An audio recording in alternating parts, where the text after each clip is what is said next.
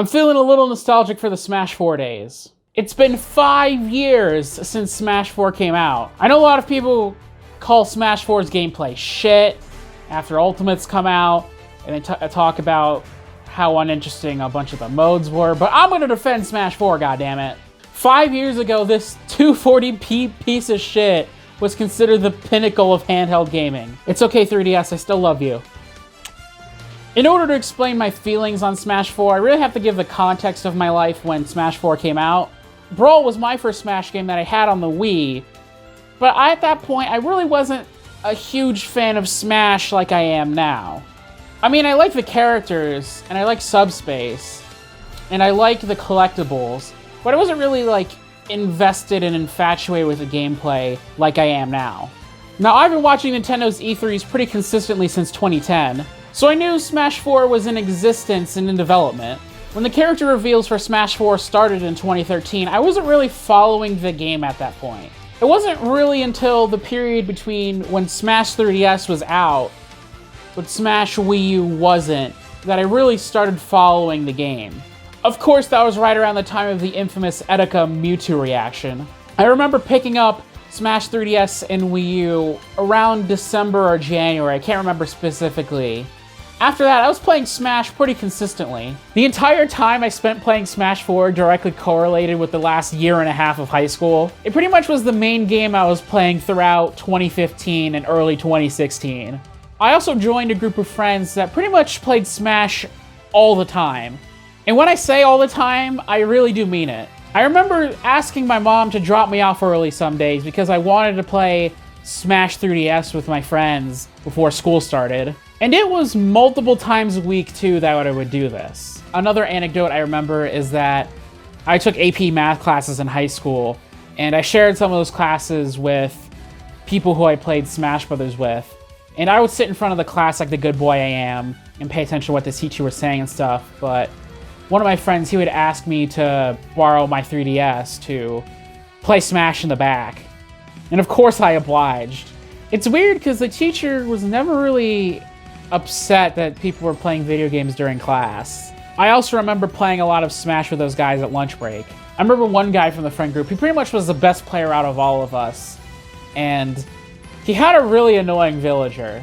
I could never beat his villager. I just couldn't. We played dozens of times, but I could never beat the guy's villager.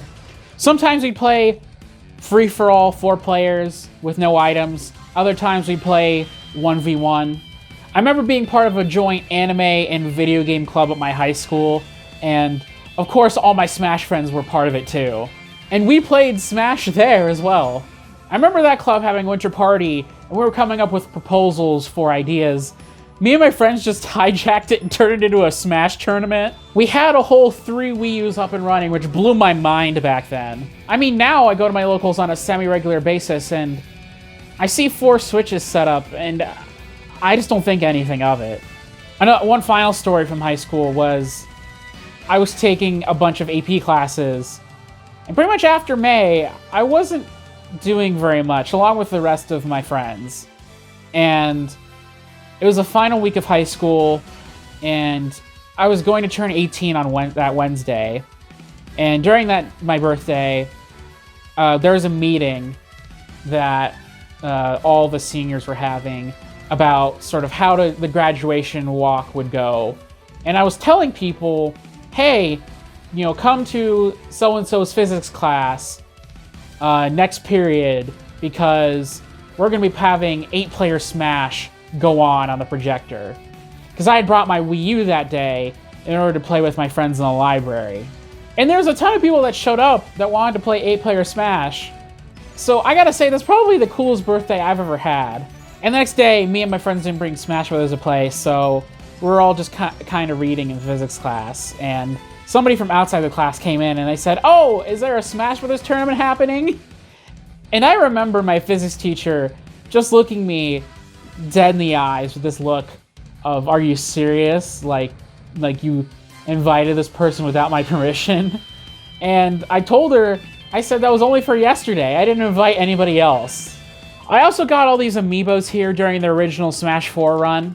I remember being so excited seeing a rare amiibo at the time, like Shulk, Marth, Pac-Man, or Fox. During the time I was getting these, there really wasn't that many reprints of the rare stuff, so I really had to keep my eye out. I just find it funny that all these amiibos are none of the characters I play in Ultimate. My main at that time was Marth, and he was pretty good in Smash 4. I remember reading up on some Marth-specific tech that, like, you could get up on a ledge without any lag, but you needed some super hyper-specific inputs. And I remember spending hours trying to do this, but I could never do it consistently. I tried perfect pivoting too, and I could never get used to it. I find it interesting that Smash Wii U and 3DS, for me personally, meant very different things. While they're near identical in gameplay mechanics, Smash 3DS really reminds me of times that I spent having fun with my friends and really goofing off. That's not to say that we didn't have serious moments playing on 3DS. That's just what that version meant to me. Smash Wii U, for me, really evokes a feeling of self-improvement and getting better. It was on Wii U that I was really practicing tech stuff, and it was only after I had mastered it on Wii U that I would start trying it out on 3DS. Now, I know these observations might be obvious. It's like, wow, no shit, you're not taking the game seriously on a system with this thing as an analog stick? For me, the high point of the Smash 4 hype train was definitely Cloud Strife getting announced as DLC. I mean, Cloud Strife, a character whose game hasn't appeared on Nintendo consoles ever, and also the symbolic representation of Nintendo's falling out with third-party developers in the late 90s? Like, who would have thought he would have become DLC? I think Cloud really busted the door wide open in terms of what characters and franchises can really be represented in Smash. And Cloud's my main in Ultimate, so I'm really glad that we have him. So what really stopped me from playing Smash 4 after 2016? Honestly, it was because I was going to college, and I didn't want to break the Wii U gamepad if I brought it with me. This was also the point when Wii U momentum pretty much fell off a cliff, and the 3DS was really slowing down. So ultimately, it really took Smash Bros. Ultimate to get me back in. Anyways, guys, thanks for watching, and I'll see you tomorrow.